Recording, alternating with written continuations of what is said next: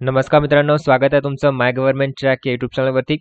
तर Maharashtra metro rail corporation लिमिटेडकडनं एक recruitment notification आलेलं आहे पुणे मेट्रोसाठी. तुम्हाला माहितीच होतं की महामेट्रोने याआधी नागपूर मेट्रोसाठी सुद्धा भरती राबवलेली आहे आणि आता ती पुणे मेट्रोसाठी रिक्रुटमेंट नोटिफिकेशन त्यांनी काढलेलं आहे. तर डेट बघू शकता तुम्ही, 8 डिसेंबर 2020 रोजी हे नोटिफिकेशन निघालेलं आहे. तर व्हिडिओ स्टार्ट करण्याआधी मी तुम्हाला हे सांगतोय की हे जे नोटिफिकेशन आहे त्यासाठी डिग्रीवाले स्टुडंट्स, डिप्लोमावाले स्टुडंट्स आणि ITIचे विद्यार्थीसुद्धा अप्लाय करू शकतात वेगवेगळ्या ब्रांचेसमधून. ठीक आहे, तर पूर्ण डिटेलमध्ये माहिती आपण या व्हिडिओमध्ये घेऊया. एक्झॅक्टली काय जे स्टार्टिंग डेट्स आहेत ऑनलाईन ॲप्लिकेशन फॉर्म भरण्याची, लास्ट डेट काय आहे, स्टार्टिंग डेट काय आहे, त्यानंतर किती वॅकन्सीज आहेत, काय क्वालिफिकेशन पाहिजे आणि सिलेक्शन प्रोसेस कशी होणार आहे, तर त्याबद्दल सर्व काही डिटेल्स आपण या व्हिडिओमध्ये बघणार आहोत. तर व्हिडिओ शेवटपर्यंत बघा आणि जर तुम्ही चॅनलला सबस्क्राईब नसेल केलं तर सबस्क्राईब करा, बेल आयकॉन प्रेस करा, जेणेकरून अशाच प्रकारचे अपडेट्स तुम्हाला मिळत राहतील. तर स्टार्ट करूया. महामेट्रोकडनं पुणे मेट्रोसाठी हे नोटिफिकेशन आहे. 8 डिसेंबर 2020 रोजी हे नोटिफिकेशन काढलेलं आहे. तर ऑनलाईन रजिस्ट्रेशन फॉर्म फिलअप करण्याची जी स्टार्ट डेट आहे ती आहे 14 डिसेंबर 2020. ठीक आहे, 14 डिसेंबरपासून ऑनलाईन ॲप्लिकेशन फॉर्म स्टार्ट होणार आहेत आणि 14 डिसेंबर ते 21 जानेवारी 2021 पर्यंत. ठीक आहे, तर हे ऑनलाईन ॲप्लिकेशन फॉर्म फिलअप करण्याची लास्ट डेट असेल. तर डेट खूप इम्पॉर्टंट आहे, तर डेट लक्षात घेऊन ठेवा. 14 डिसेंबरला ॲप्लिकेशन फॉर्म फिलअप स्टार्ट होत आहे ते 21 जानेवारी 2021 पर्यंत. ठीक आहे, आता कुठे ॲप्लिकेशन फॉर्म फिलअप करायचं तुम्हाला, तर ही त्यांनी वेबसाईटची लिंकसुद्धा दिलेली आहे www.punemetrorail.org. ठीक आहे, तर या वेबसाईटवरती तुम्हाला करिअर ऑप्शनमध्ये जाऊन तिथे फॉर्म फिलअप करायचा आहे. तर ते सुद्धा आपण नंतर डिटेलमध्ये बघूया, पण सध्या नोटिफिकेशन बघूया. तर नेम ऑफ पोस्ट, त्यानंतर पे स्केल काय असेल, number of vacancies, minimum qualification काय असेल, एज आणि requirement of knowledge of Marathi language. तर डिटेलमध्ये बघणार आहोत. सर्वात पहिले जी पोस्ट आहे ती आहे स्टेशन कंट्रोलर, ट्रेन ऑपरेटर किंवा ट्रेन कंट्रोलर. ठीक आहे, तर ही पोस्ट आहे. या पोस्टसाठी जी पे स्केल असते ती 33,000 ते 1,00,000 पर्यंत, म्हणजे ही 33,000 जी इथे मेन्शन केलेली आहे ती असते बेसिक. त्याच्यामध्ये तुमचे जे वेगवेगळे अलाउन्सेस असतात तर ते ॲड होतात आणि अप्रॉक्सिमेटली सॅलरी तुमची 50+. ठीक आहे, 50,000 प्लस सॅलरी जाते. तर ही पोस्ट आपण डिस्कस करतोय स्टेशन कंट्रोलर, ट्रेन ऑपरेटर किंवा ट्रेन कंट्रोलरसाठी. नंबर ऑफ वॅकन्सीज किती आहेत, टोटल 56 वॅकन्सीज आहेत, 56. त्यामध्ये अनरिझर्वसाठी 27, SC साठी 5 वॅकन्सीज आहेत, ST साठी 4, OBC साठी 15. ठीक आहे, आणि EWS आणि इन्क्लुडिंग 5 एक्स सर्व्हिसमॅन. त्यानंतर मिनिमम क्वालिफिकेशन काय दिलेलं आहे, मिनिमम एज्युकेशन क्वालिफिकेशन काय आहे या पोस्टसाठी, तर 3 years engineering diploma in electrical, electronics, mechanical. जर तुमच्याकडे 3 वर्षांचा डिप्लोमा असेल इलेक्ट्रिकलमधला, इलेक्ट्रॉनिक्समधला किंवा मेकॅनिकलमधला, तर तुम्ही अप्लाय करू शकता. ठीक आहे, एज लिमिट दिले 18 इयर्स टू 28 इयर्स. आणि मराठी लँग्वेजबद्दल काय दिलेलं आहे की it should have knowledge of Marathi language, म्हणजेच रीडिंग, रायटिंग आणि स्पीकिंग आलं पाहिजे तुम्हाला. ठीक आहे, तर तुम्ही अप्लाय करू शकता स्टेशन कंट्रोलर, ट्रेन ऑपरेटर किंवा ट्रेन कंट्रोलर या पोस्टसाठी. ठीक आहे, त्यानंतर सेकंड पोस्ट जी आहे ती आहे सेक्शन इंजिनियर इलेक्ट्रिकल. आता सेक्शन इंजिनियर ही सिनियर पोस्ट आहे. ओके, तर याची जी पे स्केल आहे ती आहे 40,000 बेसिक ते 1,25,000 पर्यंत, प्लस जे काही अलाउन्सेस असतील ते. आणि याच्या वॅकन्सीज आहेत टोटल 4 वॅकन्सीज, त्यामध्ये अनरिझर्वच्या 3 आहेत, OBCच्या 1 आहेत. ठीक आहे, काय क्वालिफिकेशन दिले की 4 year engineering degree in electrical branch. तुमच्याकडे जर 4 वर्षाची इंजिनिअरिंग डिग्री असेल इलेक्ट्रिकल ब्रांचमध्ये तर तुम्ही अप्लाय करू शकता. आणि एज लिमिट सेमच आहे 18 टू 28 इयर्स. आणि मराठीचं लँग्वेज असलं पाहिजे, रायटिंग, रीडिंग आणि स्पीकिंग स्किल असली पाहिजे. तर हे झालं सेक्शन कंट्रोलर इलेक्ट्रिकलसाठी. ओके, त्यानंतर section engineer IT. Section engineer IT मध्ये सेम पे स्केल आहे 40,000 ते 1,25,000 ही बेसिक आहे. 40,000 जी आहे त्यामध्ये अलाउन्सेस ॲड होणार. किती वॅकन्सीज आहेत, 1 वॅकन्सीज आहे सेक्शन इंजिनियर IT साठी. आता IT साठी काय क्वालिफिकेशन पाहिजे, 4 वर्षांची इंजिनिअरिंग डिग्री इन IT किंवा computer engineering branch from a government recognized university or institute. ठीक आहे, जर तुमच्याकडे IT किंवा कॉम्प्युटर ब्रांचची डिग्री असेल तर तुम्ही अप्लाय करू शकता फॉर सेक्शन इंजिनियर IT. त्यानंतर सेक्शन इंजिनियर इलेक्ट्रॉनिक्स सेम आहे, पे स्केल सेम आहे, 5 वॅकन्सीज आहेत, अनरिझर्वमध्ये 4, ओबीसीची 1. आणि काय क्वालिफिकेशन दिले की 4 वर्षांची डिग्री पाहिजे तुमच्याकडे इन इलेक्ट्रॉनिक्स और इलेक्ट्रॉनिक्स अँड कम्युनिकेशन ब्रांच. ठीक आहे, जर तुमच्याकडे इलेक्ट्रॉनिक्स किंवा इलेक्ट्रॉनिक्स अँड कम्युनिकेशन ब्रांचची डिग्री असेल तर तुम्ही सेक्शन इंजिनियर या पोस्टसाठी अप्लाय करू शकता. नेक्स्ट आहे 5वी जी पोस्ट आहे section engineer mechanical. Same salary आहे 40,000 प्लस जे काही अलाउन्सेस असतील ते. 1 वॅकन्सीज आहे सेक्शन इंजिनियर मेकॅनिकलसाठी. तुमच्याकडे मेकॅनिकल ब्रांचमधली डिग्री पाहिजे असेल तर तुम्ही अप्लाय करू शकता. ठीक आहे. दुसरी 6 नंबरची जी पोस्ट आहे ज्युनियर इंजिनियर इलेक्ट्रिकल. ठीक आहे, ज्युनियर इंजिनियर इलेक्ट्रिकलमध्ये पे स्केल आहे 33,000 प्लस जे काही अलाउन्सेस, म्हणजे टोटल सॅलरी जाणार तुमची 50K प्लस. तर त्यामध्ये टोटल 8 वॅकन्सीज आहेत, अनरिझर्वच्या 4, ओबीसीच्या 2, SC 1, EWS 1. तर तुम्हाला तुमच्याकडे जर 3 इयर्स इंजिनिअरिंग डिप्लोमा असेल इन इलेक्ट्रिकल ब्रांच, ठीक आहे, इलेक्ट्रिकल ब्रांचमधला डिप्लोमा असेल तर तुम्ही ज्युनियर इंजिनियर या पोस्टसाठी अप्लाय करू शकता. ओके. त्यानंतर 7 नंबरची जी पोस्ट आहे ती आहे ज्युनियर इंजिनियर इलेक्ट्रॉनिक्स. सेम आहे, 3 वॅकन्सीज आहेत.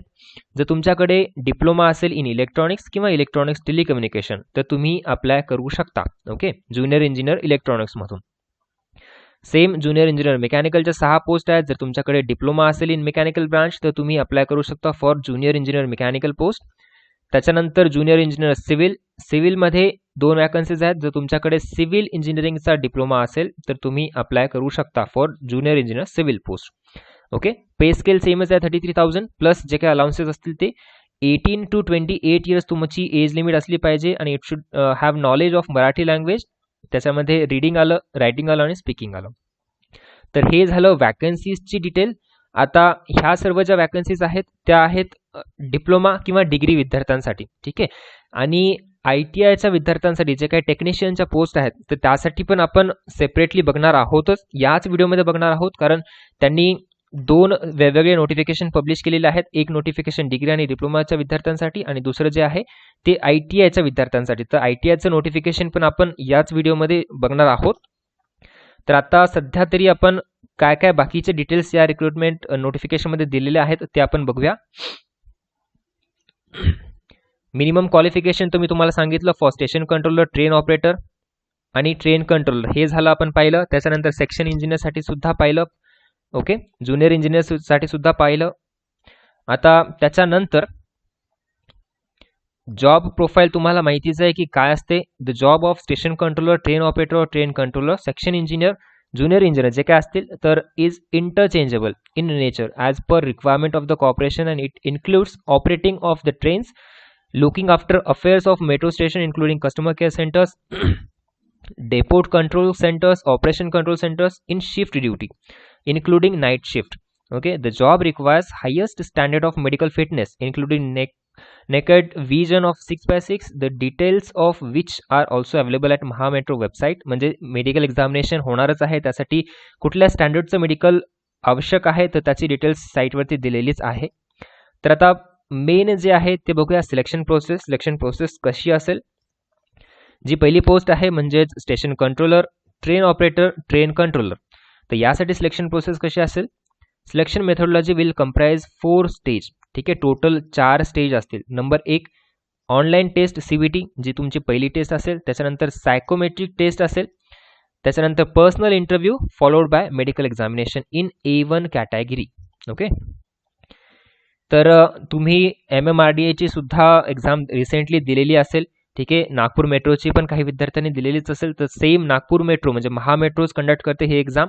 तर महा मेट्रोचा जो पॅटर्न असतो, exam pattern, syllabus pattern, selection process तर सेम फॉलो केलेली आहे पुणे मेट्रोसाठी सुद्धा. 4 स्टेजमध्ये एक्झाम होईल. Online test, psychometric test, personal interview followed by medical examination. आता त्याच्यानंतर सेक्शन इंजिनियर, ज्युनियर इंजिनियर, ठीक आहे, जे काही सेक्शन इंजिनियर असतात आणि ज्युनियर इंजिनियर यांची पोस्ट आहे तर त्यांच्यासाठी काय सिलेक्शन प्रोसेस आहे. 3 स्टेजमध्ये आहे. आता 3 स्टेज कुठली. पहिली तो ऑनलाईन टेस्ट CBT सगळ्यांसाठी कॉमन आहे. त्याच्यानंतर personal interview followed by medical examination. म्हणजे त्यांच्यासाठी ही जी सायकोमेट्री टेस्ट आहे ती नाही आहे सेक्शन इंजिनियर आणि ज्युनियर इंजिनियर या पोस्टसाठी. ओके. त्याच्यानंतर तुमची मेडिकल एक्झामिनेशन सुद्धा होईल. ओके, मेडिकल एक्झामिनेशन स्टँडर्ड दिले इथे. Station controller, train operator, train कंट्रोलरसाठी A1 स्टँडर्डचे एक्झामिनेशन होईल. आणि सेक्शन इंजिनियर ज्युनियर इंजिनियरसाठी A3 स्टँडर्डचे एक्झामिनेशन होईल. ओके, त्याच्यानंतर जे काही मेन डिटेल्स आहेत ते आपण बघूया. ओके, ऑनलाईन टेस्ट CBT बद्दल त्यांनी काही माहिती दिलेली आहे. तर for the post from serial number 1 to 9 म्हणजे जे काही ज्युनियर इंजिनियर असो, सेक्शन इंजिनियर असो किंवा स्टेशन कंट्रोलर असो, तर त्यांच्यासाठी CBT तर कॉमन आहेच. तर त्या CBT मध्ये काय होणार बघा, online test will consist of 3 parts. 3 parts असतील त्याच्यामध्ये, पार्ट 1, पार्ट 2 आणि पार्ट 3. तर पार्ट 1 मध्ये काय असेल बघा, पार्ट 1 जे तुमचं असेल मराठी लँग्वेज. ओके, मराठी लँग्वेजचे 15 questions. Candidate scoring minimum 40% passing marks in part 1 will only considered eligible for evaluation of part 2 and part 3. म्हणजे पार्ट 1 हा सगळ्यात इम्पॉर्टंट पार्ट आहे. मराठी लँग्वेजमध्ये जे काही 15 क्वेश्चन्स आहेत त्याच्यामध्ये तुम्हाला 40% मार्क्स घ्यायचेच आहेत. जर 40% मार्क्स घेतले तरच तुम्ही पुढच्या पार्टसाठी इलिजिबल व्हाल. त्याच्यानंतर पार्ट सेकंड काय असेल, second part it will consist of multiple choice objective questions. Okay, English मीडियममध्ये असेल, फक्त एकच लँग्वेज आहे इंग्लिश, हिंदी किंवा मराठीमध्ये क्वेश्चन्स नसतील. सेकंड पार्टमध्ये MCQs असतील on general awareness, logical ability, quantitative aptitude. ठीक आहे, 3 पार्ट्स आहेत त्याच्यामध्ये, म्हणजे 3 सेक्शन. तुमचं अवेअरनेसवरती क्वेश्चन्स असतील, लॉजिकल ॲबिलिटी आणि जनरल क्वांटिटेटिव्ह ॲप्टिट्यूडवरती क्वेश्चन्स असतील. देर will B total 35 questions. Second पार्टमध्ये किती क्वेश्चन्स असतील, 35 क्वेश्चन्स असतील. ईच कॅरिंग इक्वल मार्क्स, म्हणजे 35 marks per questions 1 mark. There shawl B negative marking for every wrong incorrect answer, म्हणजे 1/3 जे असेल तुमचं निगेटिव्ह मार्किंग असेल. ओके, सेकंड पार्ट क्लिअर आहे, कळाला. 35 क्वेश्चन्स असतील, ॲप्टिट्यूड, रिझनिंग आणि अवेअरनेस. 35 questions, 35 marks. आणि वरचे पार्ट 1 मध्ये जे आहेत 15 क्वेश्चन्स होते. त्याच्यानंतर थर्ड पार्ट जो आहे it will consist of objective type questions on knowledge of discipline, म्हणजे जे तुमचं, जर तुम्ही इलेक्ट्रिकलमधून अप्लाय करत असाल तर इलेक्ट्रिकलचं नॉलेज असेल, मेकॅनिकलमधलं असेल तर मेकॅनिकलचे नॉलेज, इलेक्ट्रॉनिक्स असेल तर इलेक्ट्रॉनिक डिसिप्लिनचं नॉलेजवरती क्वेश्चन्स असतील. देर will be a total 100 questions. ठीक आहे, टोटल किती क्वेश्चन्स असतील, 100 क्वेश्चन्स असतील. ईच कॅरिंग इक्वल मार्क्स, म्हणजे 100 मार्क्स. देर शॉल बी निगेटिव्ह मार्किंग, सेम असेल, 1/3 निगेटिव्ह असेल तुम्हाला जर रॉंग आन्सर होत असेल तर. ओके, तर पार्ट 3 मध्ये कळालं तुम्हाला 100 क्वेश्चन्स असतील 100 मार्क्ससाठी. पार्ट सेकंडमध्ये 35 क्वेश्चन्स असतील आणि हे झालं पार्ट 1 मध्ये. इथे असतील 15 क्वेश्चन्स जे की मराठीचे असतील. पण पार्ट 1 मध्ये तुम्हाला 40% मार्क्स स्कोअर करायचे आहेत, त्याशिवाय तुम्हाला पार्ट 2 आणि पार्ट 3 मध्ये कन्सिडर नाही होणार. चला नेक्स्ट काय आहे, candidates who qualify in part 2 and 3 and rank high on the merit list within the zone of consideration shall be called for personal interview or psychometric test as the case may be at the Pune. ठीक आहे, पुणेमध्ये तुम्हाला जे काही interview असेल जर तुम्ही qualify करत असाल किंवा सायकोमेट्रिक टेस्टसाठी तुम्हाला बोलवण्यात येईल. ओके, त्याच्यानंतर बघूया syllabus. Syllabus for the respective post will be made available on Mahametro website. Pune metro rail .org या वेबसाईटवर तुम्हाला सिलेबस सुद्धा मेन्शन केलेला आहे. एनिवे आपण पुन्हा एक शॉर्टमध्ये एकदम तुम्हाला सिलेबस आणि जे काही पॅटर्न असेल ते सुटसुटीत आपण एकदा दुसऱ्या व्हिडिओमध्ये बघणार आहोतच. त्याच्यानंतर श्युरिटी बॉन्ड जो आहे तो 2 लाख रुपयेचा आहे. आय थिंक 3 वर्षाचा असेल, करेक्ट आहे, 3 वर्षाचा आहे. ओके, त्याच्यानंतर ट्रेनिंग आणि प्रोबेशन जे आहे, the selected candidates on appointment will be probation for period of 2 years of training. 2 वर्षाची तुमची ट्रेनिंग असेल. ओके, असं काही नाही आहे तुमची पहिल्या दिवसापासून जी सॅलरी आहे ती सॅलरीच मिळेल, असं काही नाही आहे की ट्रेनिंगमध्ये वेगळी सॅलरी आणि ट्रेनिंग कंप्लीट झाल्यानंतर वेगळी सॅलरी. ओके, त्याच्यानंतर एज रिलॅक्सेशन दिलेलं आहे. SC कॅन्डिडेटसाठी 5 yearsचं एज रिलॅक्सेशन आहे, OBC साठी 3 वर्षाचं आहे आणि एक्स सर्व्हिसमॅनसाठी बघू शकता तुम्ही इथे एज रिलॅक्सेशन दिलेलं आहे. त्याच्यानंतर इम्पॉर्टंट जे पॉईंट्स आहेत, unreserved OBC EWS including ex-serviceman candidates are required to pay a non-refundable rupees of 400. 400 रुपये फीस आहे ॲप्लिकेशन फॉर्म फिलअप करण्याची. SC/ST वुमेन कॅन्डिडेटसाठी आहे 150 रुपये फीस आहे फॉर्म फिलअप करण्याची. फॉर्म फिलअप करण्यासाठी डेट्स आपण वरती पाहिलेले आहेत. कसं फिलअप करायचं, www.punemetrorail.org या वेबसाईटवरती जाऊन तुम्हाला फॉर्म फिलअप करायचा आहे. ओके, 14/12/2020 म्हणजे 14 डिसेंबरपासून स्टार्ट होतीये ते 21 जानेवारी 2021 पर्यंत लास्ट डेट आहे फॉर्म फिलअप करण्याची. तर इथे काही इन्स्ट्रक्शन दिलेले आहेत फॉर्म फिलअप करण्यासाठी की काय काय हवंय. तर हे झालं डिग्री आणि डिप्लोमासाठी आपण आत्ता पाहिलेलं आहे. आता आपण बघूया टेक्निशियन या पोस्टसाठी. सेम की काय त्यांनी दिलेलं आहे. जसं मी तुम्हाला याआधी सांगितलेलं आहे की त्यांनी 2 सेपरेट नोटिफिकेशन काढलेले आहेत, एक डिग्री आणि डिप्लोमाच्या विद्यार्थ्यांसाठी आणि जे दुसरं आहे ते टेक्निशियन या विद्यार्थ्यांसाठी. ठीक आहे. तर टेक्निशियन जे ITIचे विद्यार्थी आहेत त्यांच्यासाठी बघूया. सेम डेट ऑफ नोटिफिकेशन आहे 8 डिसेंबर 2020 रोजी आणि जे काही डेट्स आहेत जसं मी तुम्हाला आधी सांगितलं, डेट्स फॉर्म फिलअप करण्याचे डेट्स आहेत 14 डिसेंबर ते 21 जानेवारी 2021 पर्यंत. ठीक आहे, सेम डेट आहेत. आता टेक्निशियनच्या वॅकन्सीज बघूया. टेक्निशियन इलेक्ट्रिकल मधल्या वॅकन्सीज किती आहेत, त्याचं पे स्केल आहे 20,000 बेसिक आहे, त्याच्यामध्ये तुम्हाला अलाउन्सेस वगैरे सगळे ॲड होतील. नंबर ऑफ वॅकन्सीज आहेत टेक्निशियन इलेक्ट्रिकलमध्ये 23, त्याच्यामध्ये अनरिझर्वसाठी 12, SC साठी 2, ST साठी 1, ठीक आहे, OBC साठी 6, EWS साठी 2. क्वालिफिकेशन काय पाहिजे, ITI पाहिजे, NCVT or SCVT course in electrical wireman, electrician trade from a government recognized board or university or institute. ठीक आहे, ITI पाहिजे तुम्हाला कशामधला, इलेक्ट्रिकल वायरमॅन किंवा इलेक्ट्रिशियन मधला. 18 ते 25 इयर्स ही आहे एज लिमिट. लक्षात ठेवा 18 ते 25 आहे, नॉट 28. ओके. आणि तुमच्याकडे डोमिसाईल ऑफ महाराष्ट्र असलं पाहिजे आणि मराठीचं लँग्वेज असलं पाहिजे, रीडिंग, रायटिंग आणि स्पीकिंग. ओके. नेक्स्ट आहे टेक्निशियन फिटर. 20,000 ते 60,000 पे स्केल आहे. 13 वॅकन्सीज आहेत त्याच्यामध्ये. तर काय पाहिजे, ITI पाहिजे फिटर या ट्रेडमधला. ठीक आहे, जर तुमच्याकडे ITI NCVT SCVT सर्टिफिकेट असेल इन फिटर ट्रेड तर तुम्ही टेक्निशियन फिटरसाठी अप्लाय करू शकता. टेक्निशियन सिव्हिलसाठी, आता सिव्हिलमध्ये बघा एक वॅकन्सी आहे NCVT in mason building constructor trade. आता या ट्रेडमध्ये जर तुमच्याकडे असेल तर तुम्ही अप्लाय करू शकता. किंवा अजून एक वॅकन्सी आहे जर तुमच्याकडे प्लंबर ट्रेड या ट्रेडमधली जर सर्टिफिकेट असेल ITIचं तर तुम्ही टेक्निशियन सिव्हिलसाठी अप्लाय करू शकता. 18 ते 25 इयर एज लिमिट आहे. डोमिसाईल महाराष्ट्राचं तुमच्याकडे पाहिजे. मराठी लँग्वेज लिहिता वाचता आणि बोलता आली पाहिजे. त्याच्यानंतर टेक्निशियन इलेक्ट्रॉनिक्स. आता इलेक्ट्रॉनिक्सच्या 13 वॅकन्सीज आहेत. पे स्केल सेमच आहे 20,000 ते 60,000 प्लस जे काही तुमचा अलाउन्सेस असतील तर 40-45 पर्यंत सॅलरी जाती. तर त्याच्यामध्ये ITI तुमच्याकडे जर सर्टिफिकेट असेल इलेक्ट्रॉनिक्स किंवा इलेक्ट्रॉनिक्स मेकॅनिक ट्रेड तर तुम्ही अप्लाय करू शकता टेक्निशियन इलेक्ट्रॉनिक्सच्या पोस्टसाठी.